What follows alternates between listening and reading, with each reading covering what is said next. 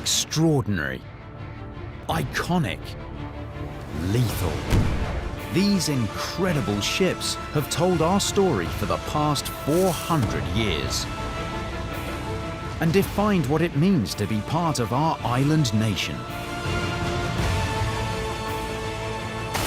I'm Rob Bell, and in this series, I'll be exploring Britain's greatest ships.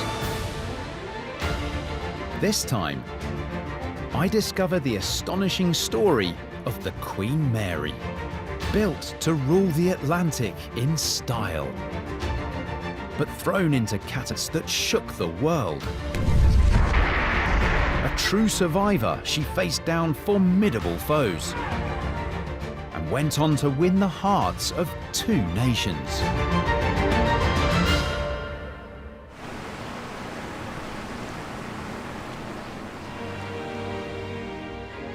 This is the Queen Mary.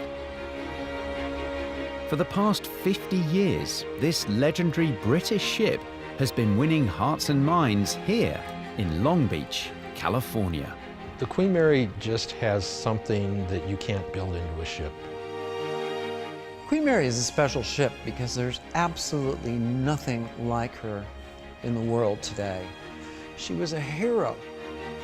The Queen Mary, I would put on a par with pyramids, Eiffel Tower, any other incredibly iconic human success story, human accomplishment in the world.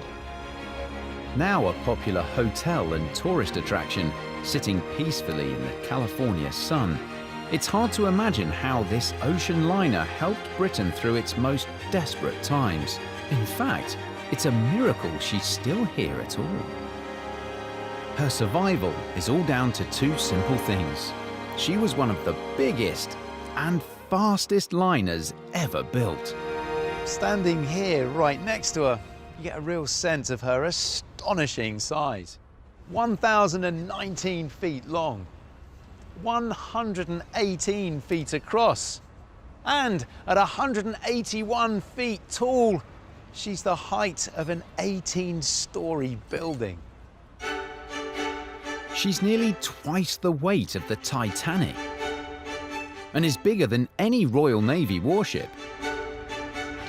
To grasp the size of this monumental liner, I'm finding the highest viewpoint I can, but I'm going to need a firm grip and a head for heights. Not even halfway up. The lead funnel is about 70 feet above deck. Oh, yes. Well, the view up here is absolutely spectacular. You can see for miles and miles. But what it also gives you is a bit of perspective about the scale of this ship as well. Unbelievable. This massive ship once carried the most passengers on a single voyage in history, a record that's still unbroken today. But the Queen Mary's no lumbering brute. Her elegant and graceful design, coupled with the most powerful steam engines ever built, means that she's pretty speedy too. In her day, the Queen Mary could cross the oceans at over 31 knots, a speed that few liners can match even now. To see how this was possible 80 years ago, I have a chance to inspect her once beating heart. This is one of 2 engine rooms on board. And just look at the size and the scale of this place. All the ductwork and pipes, the condensers, these turbines, everything is just massive. In fact, the Queen Mary has the largest powertrain ever built on board a ship. This powertrain, all the engines, boilers and transmission systems, took up most of the space below the waterline. The Queen Mary is taking a 12-story building, 1/5 of a mile long, and pushing it through water at speeds of 29, 30 knots or more. That's incredible for 24 hours a day. That's a real feat, and it's just raw power. In total, the Queen Mary could produce 200,000 horsepower. That's about the equivalent of 200 Formula One cars today. Built only 20 years after the Titanic, these engines were 4 times as powerful. Once this 1,000-foot-long giant was up to her record-breaking speeds, other vessels needed to give her a wide berth. To help avoid any collisions, her 3 steam whistles weigh a ton each. And they have a voice to match.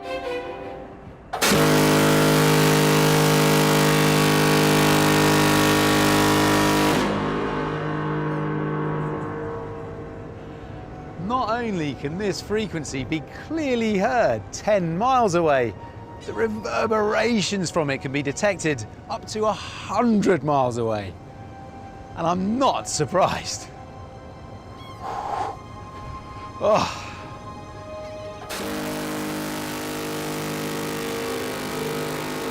The trick is to design a whistle that will operate at a very low frequency.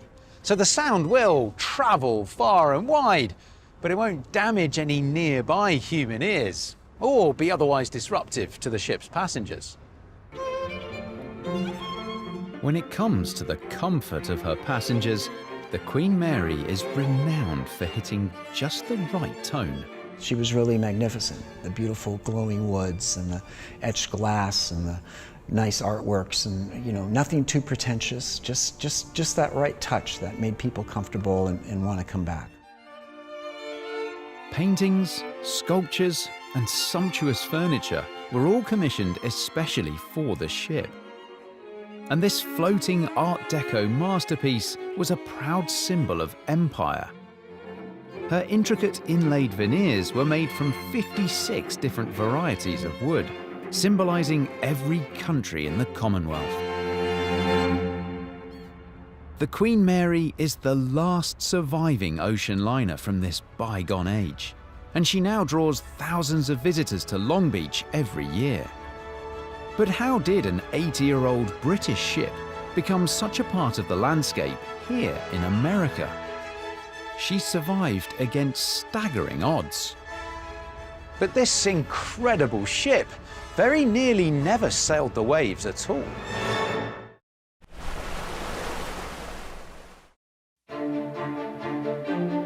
The Queen Mary was commissioned by the British shipping company Cunard in the 1920s.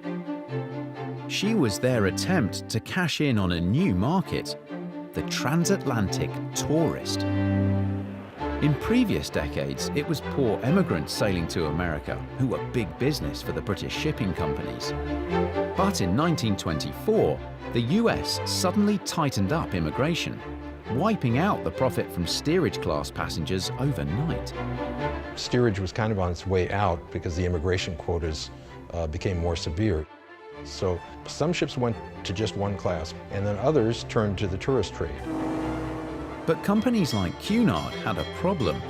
Middle-class tourists didn't want to travel on steerage ships, and not everyone could afford first class.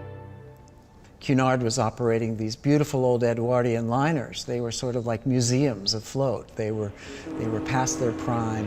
They had their day, but people looked at them sort of like, well, you know, what are you going to do now, because these ships can't last forever.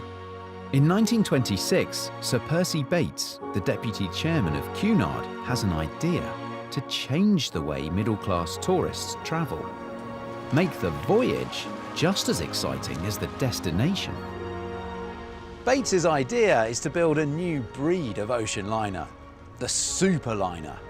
Bigger, faster, and more elegant than anything seen before.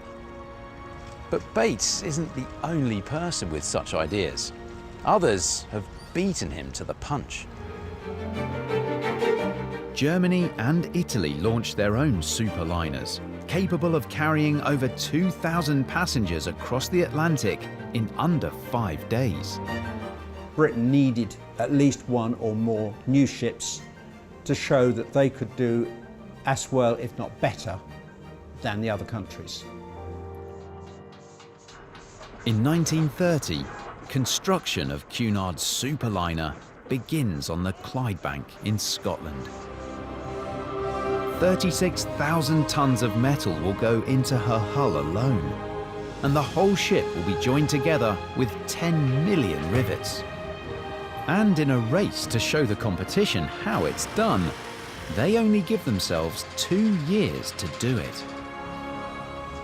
Across the Channel, one of Cunard's greatest continental rivals, the French outfit Compagnie Générale Transatlantique, or CGT, have begun constructing their own superliner.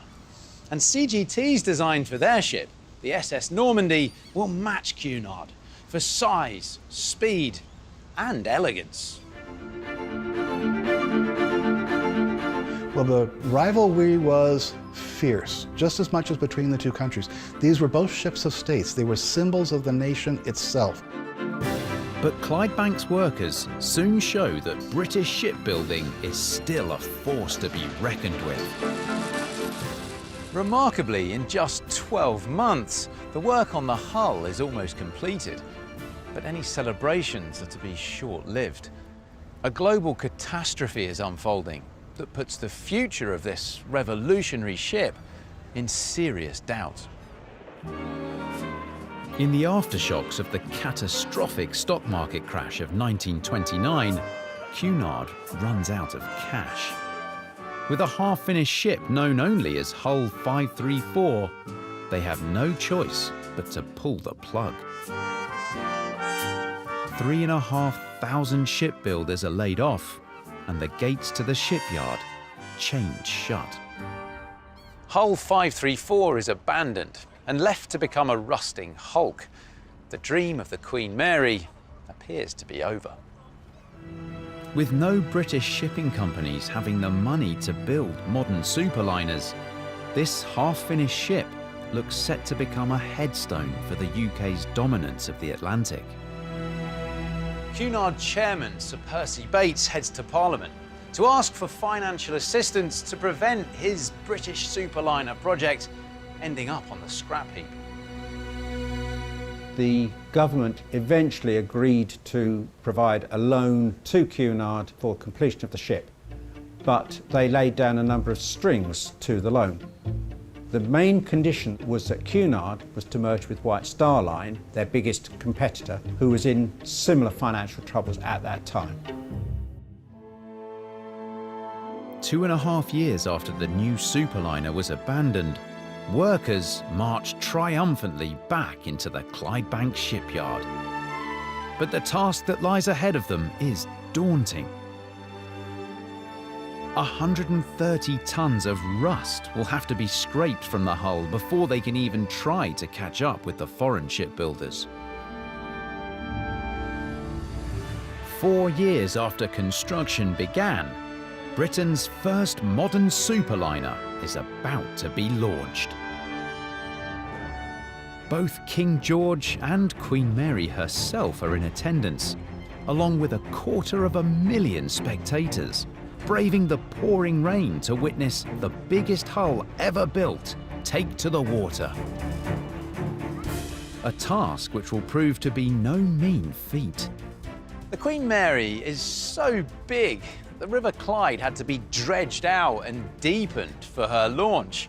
And even then, there's a real fear that she could build up so much momentum during the launch that she might smash into the opposite bank. In order to slow her down, over 2,000 tons of drag chains are attached to the hull to act as brakes. The Queen christens the ship in the traditional manner, but not with French champagne. This is Australian wine from the Commonwealth. Name the ship the Queen Mary. The massive hull begins to slide towards the water, and the biggest vessel ever built pushes a bow wave across the River Clyde as the drag chains bite in. Engineers have worked out that the chains should stop the ship after 1,194 feet. Much further could mean disaster. She finally comes to rest in the river, just 2 feet beyond their calculations. The launch was a success, but the Queen Mary is nowhere near ready to sail yet. She still requires a good 18 months of work to fit her out and install the engines. And before she's completed, her French rival will set a standard that she might find impossible to beat. In June 1935, SS Normandy's maiden voyage smashes the record for the fastest Atlantic crossing by 10 hours. Entering New York Harbor, the city turned out to greet the new queen, the SS Normandy. A year later, the Queen Mary is finally ready to reclaim British supremacy of the Atlantic. And to do that, she had to win the prize for the fastest ever crossing, known as the Blue Riband. The biggest single draw to gaining most ticket sales was the Blue Riband. People wanted to travel on the fastest ship, whether it was the best, whether it was the smoothest, was irrelevant. They wanted to be able to boast to their families and to their friends, we travelled on SS whatever. All hopes are riding on Cunard White Star's flagship, but the voyage is nothing short of a disaster. The problems that Queen Mary experienced on her maiden voyage included cavitation, which is where the propellers aren't quite designed to suit the wave conditions that she experienced, which caused a lot of hammering effect on the hull. In addition to inefficient propellers, the Queen Mary's powerful turbine engines develop teething trouble, and the Blue Riband slips from her grasp. The Queen Mary arrives to a rapturous welcome in New York Harbor, but for her captain, Commodore Britain, it must have been a huge disappointment. Her first voyage takes 5 days to Normandy's 4. Britain vows to beat the Normandy on a future crossing. He knows the Queen Mary has the potential to be the greatest passenger ship that's ever taken to the seas, but it will take time and money to get her there. The Normandy's speed is due in part to her radical new hull design. Like the biggest ships today, she has an innovative bulbous bow projecting forwards below the waterline. And the bulbous bow goes back to ancient history, where the ship's prow went under the water out ahead. It makes the ship a little more efficient, it makes it a little bit quicker, and you get less disturbance of the ocean as she sails along. So she was the first major liner to take advantage of that. And of course, they all have it now. After several weeks of improvements, the Queen Mary is ready for a showdown with the Normandy. But would efficiency or muscle ultimately win in the quest for speed? This time, there's no hiccups. The Queen Mary roars across the Atlantic, averaging a speed of 30.14 knots. She smashes the Normandy's record by more than 3.5 hours, completing her crossing in 4 days and 27 minutes. And on the return journey, she leaves the world in no doubt that the Atlantic has a new British queen, by becoming the first ever passenger ship to make the crossing in less than 4 days. The greatest rivalry in passenger ship racing has begun. For 2 years, the Queen Mary and the Normandy slug it out, breaking each other's records with every refit and fine-tune, at speeds that are rarely matched by ocean liners today. The Queen Mary was to have the last say, with an average speed of over 31 knots. Upon hearing of the Queen Mary's achievement, the Normandy's captain is reported to have said, "Bravo to the Queen Mary, until next time." But there will be no next time. By 1939, Hitler is spreading fear across Europe. On September the 2nd, the Queen Mary is on her way to New York with a full complement of passengers, when an urgent dispatch is received from the Admiralty. The Nazis have invaded Poland.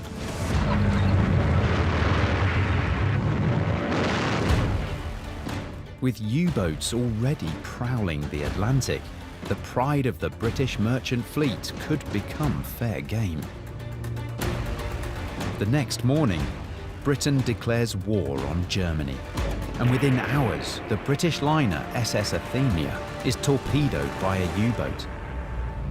Over 100 civilians are killed. News spreads like wildfire amongst the Queen Mary's panicked passengers, but she still has 2 days sailing ahead of her, never knowing if a U-boat could strike. When the Queen Mary arrives into New York City on the 5th of September 1939, her great rival, the Normandy, is already berthed there. As the passengers disembark, the world has forever changed. Britain and her allies have declared war on Nazi Germany, sparking what will become World War II. And this conflict will bring about the ultimate destruction of one of these two magnificent ocean liners.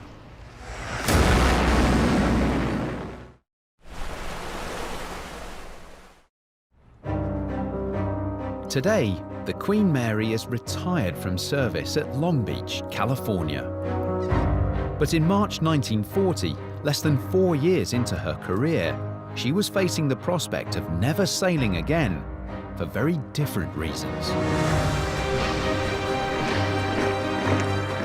The outbreak of World War II had turned the North Atlantic into a no-go zone for commercial liners. The pride of Britain's merchant fleet, the RMS Queen Mary, lies moored up at Cunard's Pier 91 in New York Harbour. Alongside her is her recently completed sister ship, the Queen Elizabeth, and her French rival, the Normandy. The three liners are effectively trapped in port because Hitler's primary naval tactic is to sink merchant ships, not warships. The Battle of the Atlantic is the central struggle of the whole of World War II.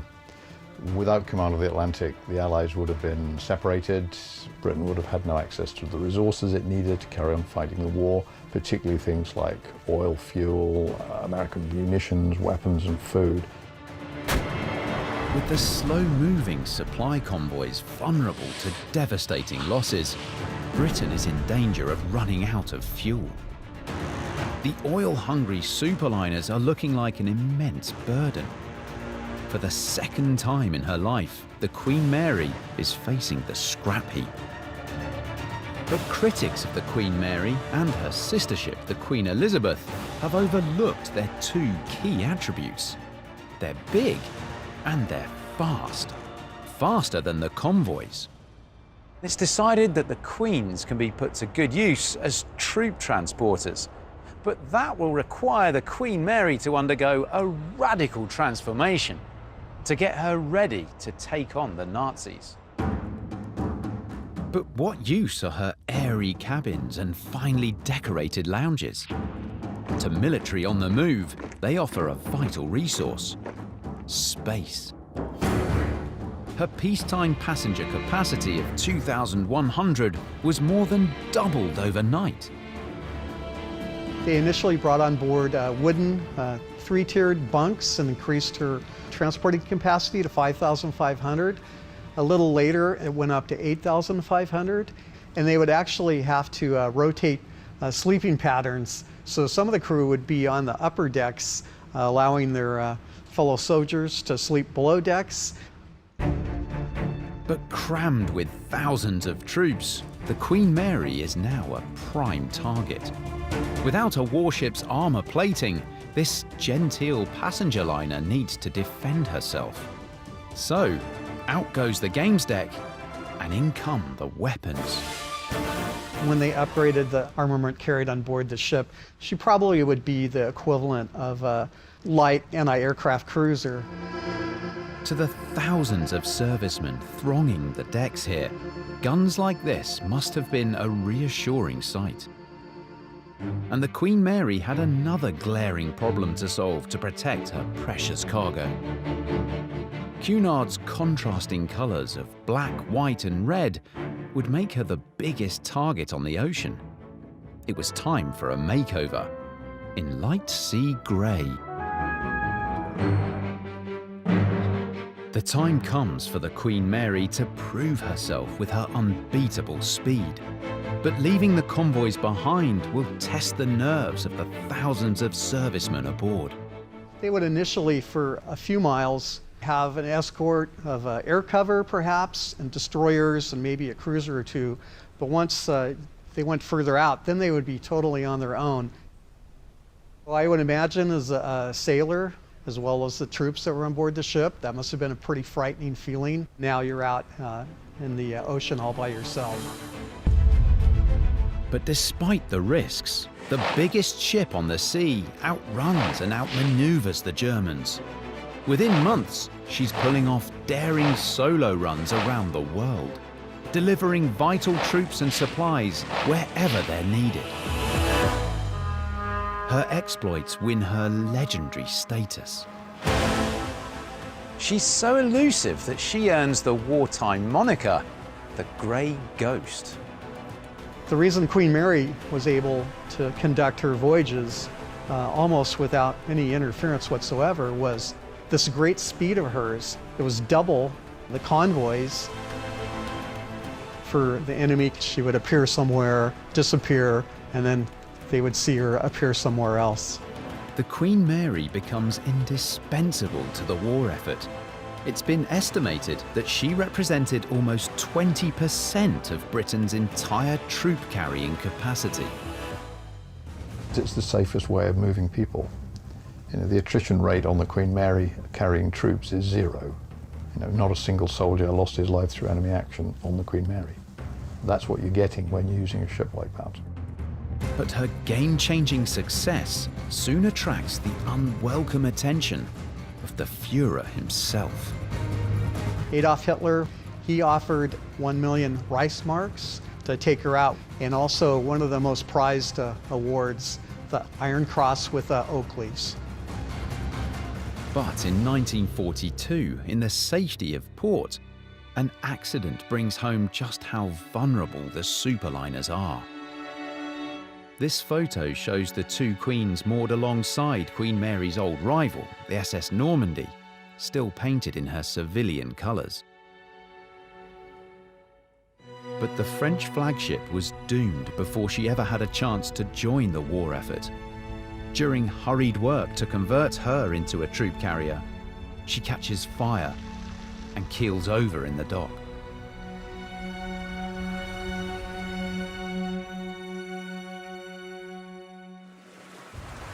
But the Allies need the superliners more than ever. Winston Churchill's greatest fear was the U-boats and the Nazi Germany surface raiders, preventing the supplies from reaching the United Kingdom.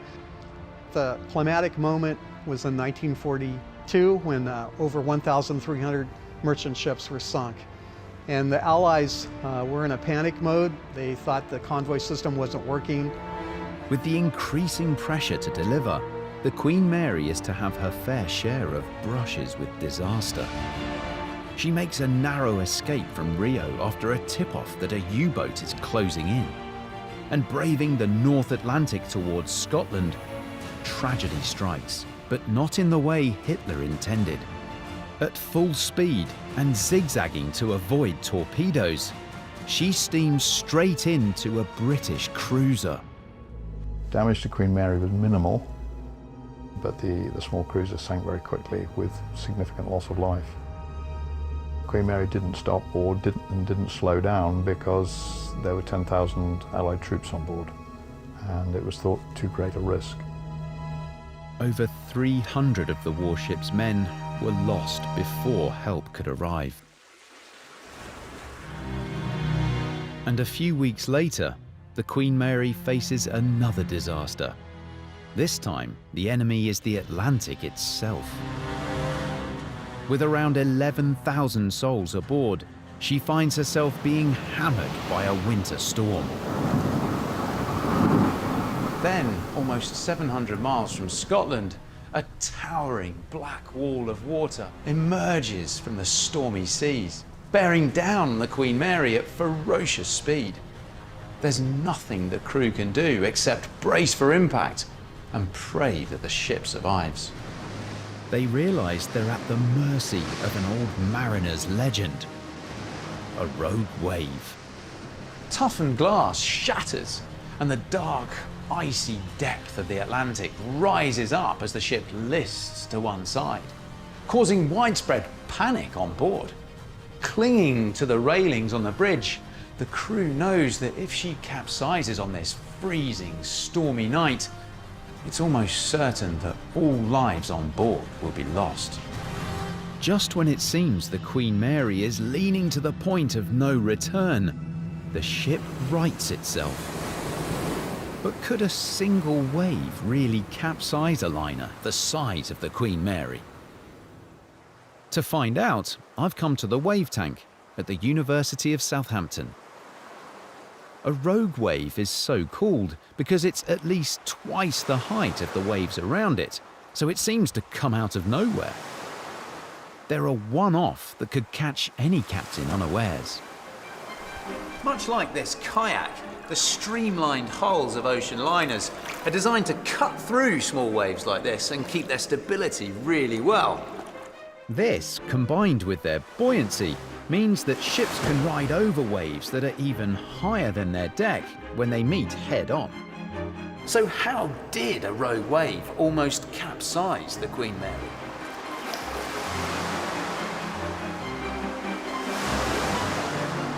If a big wave hits the kayak from the side,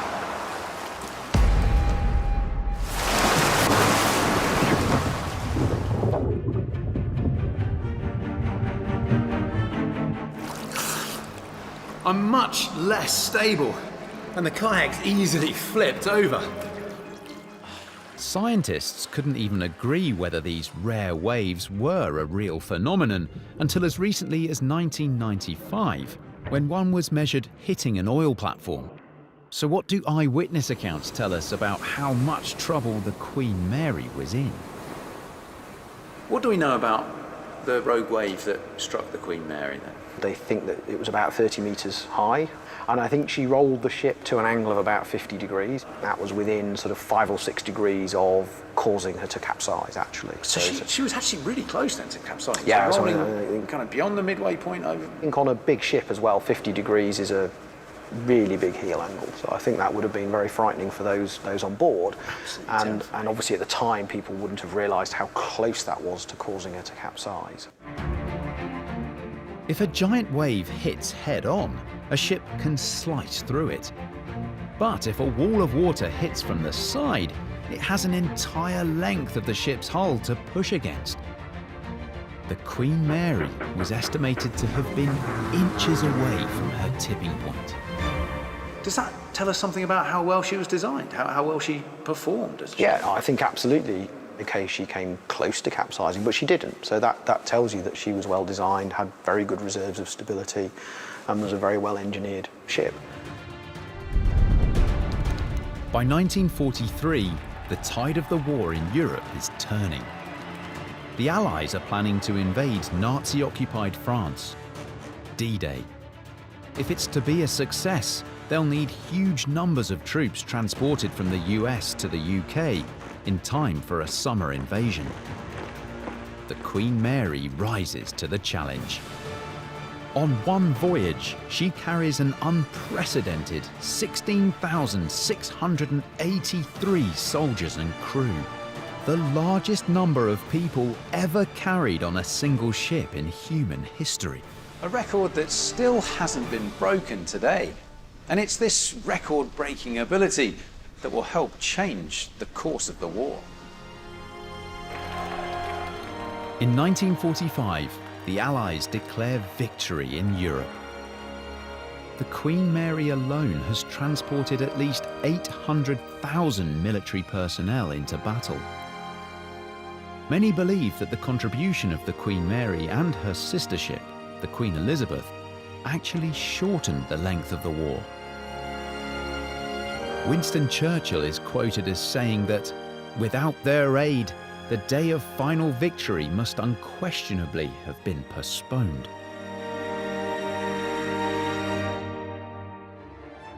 The Grey Ghost has written her place in history. With her wartime glory behind her, the Queen Mary goes back to the role she was designed for, as one of the biggest, the fastest, and most luxurious ocean liners ever built. It was one of the greatest tragedies of the 20th century. They left the portholes open. There may have been some damage done to the bulkhead. Now we reveal the true story. All of these things combined led to the inevitable fact that the Titanic would hit the iceberg. 10 mistakes that sank the Titanic, tonight at 9 on Channel 5. Covering our great nation from coast to coast, whatever the weather. Santex proudly sponsors Great British Stories.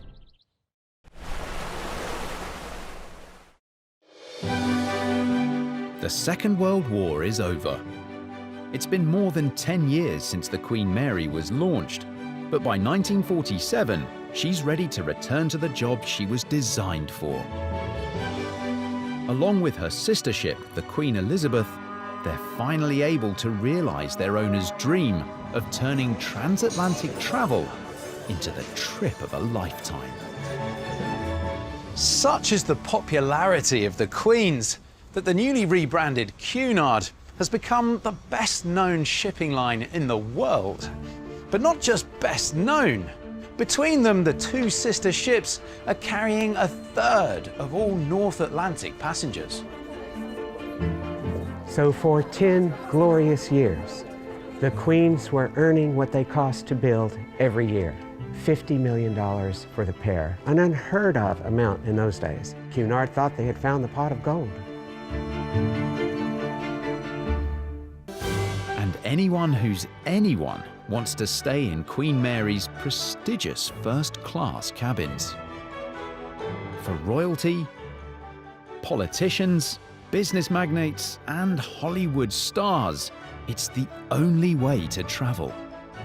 But as the 50s draw to a close, the Queen Mary's reign is coming to an end. She's no longer the fastest way to cross the Atlantic. The superliner is about to be overtaken by a new technology, with the advent of the jet age. By 1958, airline travel suddenly blossomed, and the market share for ships dropped almost overnight. Suddenly, people were able to cross in hours instead of days. They wanted to go over and do their business and get back home, and they didn't care if they were uncomfortable on a plane for a few hours. They didn't have that time. By the 1960s, the majestic size and weight of the Queen Mary were making her extremely expensive to run. By this time, the Queen's using 1,000 tons of oil every 24 hours at sea. That's about 13 feet to the gallon, or a barrel of oil every 12 seconds. They were losing thousands and thousands of dollars or pounds every single day. Adding that up into a year, it went into the millions of dollars. So they weren't going to keep these ships around. By 1965, over 4 million people are crossing the Atlantic by air. The ship that once thronged with thousands was sometimes reduced to carrying fewer than 500. For the last few years, the Queens struggled terribly. They were sailing, virtually empty. Just a few people in the salons being waited on by these lifetime service people who had been on the ship since they were in their early teens and 20s working as busboys. And then finally their career was over too. It was a very, very sad time. Too big to adapt for cruise destinations, by 1967, the legendary ship is facing the scrap heap for the third time in her life. So the ships would be sold off, and then typically when that happens, a ship is sold for the scrapyard. It was virtually unheard of that you'd save a piece of machinery that you weren't going to use anymore. The Queen Mary is put up for auction, with most interest from Far Eastern scrap merchants. So it's quite a surprise when the winning bid of $3,450,000 comes from the city of Long Beach, California. But it's a demonstration of how much the Queen Mary means to hearts on both sides of the Atlantic. The whole idea was it was going to come here and they could convert it and it could become a major maritime museum and attraction on the West Coast. We were full of tourist attractions and we were buying virtually anything British at the time, from the Queen Mary to the London Bridge. A plan was made to quietly deliver the Queen Mary to her new owners with the minimum of fuss. But that wasn't to be. They would not have their ship arriving without passengers. Cunard offered to deliver the ship hands-on, no frills, a skeleton crew, get the ship here safely, economically. But the city fathers thought that the ship arriving without passengers would be a terrible end to such a glorious career.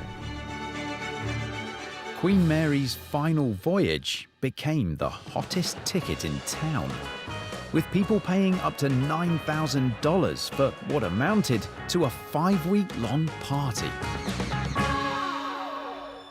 When she finally approached the port where her sailing days were to end, her last captain, John Treasure Jones, was overcome with emotion by what he saw.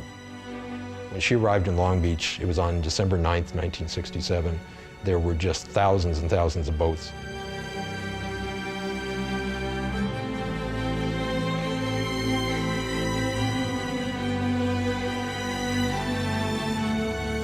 It was just an enormous reception. Everyone was talking about it, and the place to be was down here on the waterfront to see the Queen Mary come in. It's the most famous ship in the world, and in my opinion still is. On her arrival at Long Beach, it was time for one last refit, transforming her from a ship into a building. The Queen Mary reopened to an enthusiastic public as a hotel in May 1971. On board, her grand fixtures and furnishings have been restored to their original glory, with 347 first-class staterooms and suites for guests to stay in. The Queen Mary's been given a whole new lease of life that most ocean liners don't get at the end of their careers. And since arriving at her new home, the Queen Mary has brought millions of visitors to Long Beach. She's now seen as such an important landmark that in 1993, she was placed on the National Register of Historic Places. She is the crown jewel of Long Beach Harbor. She is iconic with Southern California. She has become to Southern Californians what Big Ben is to Londoners, what the Eiffel Tower is to Parisianers, what the Statue of Liberty is to New Yorkers. This ship has probably more soul than any other ship that you'll run across. She touched people back when she was running, and she still touches people now. As long as she lasts, there will be a connection to the great ocean liners of the past. The Queen Mary is one of the greatest passenger ships ever built, and still is a true marvel of British maritime engineering. And you know, I think it's a rather fitting retirement for such a mighty ship that gave so much to both nations she called home.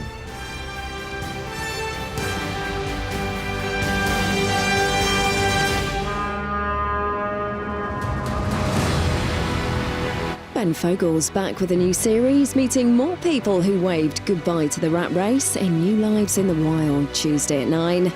And tonight, examining the chain of events that led to catastrophe. She was a hero.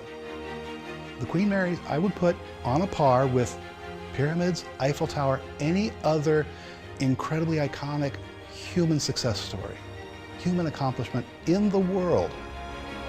Now a popular hotel and tourist attraction, sitting peacefully in the California sun, it's hard to imagine how this ocean liner helped Britain through its most desperate times. In fact, it's a miracle she's still here at all.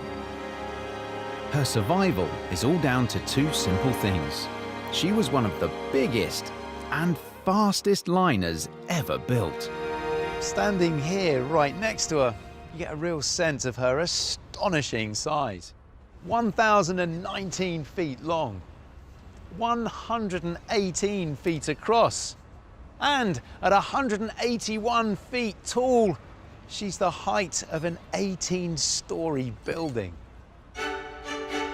She's nearly twice the weight of the Titanic.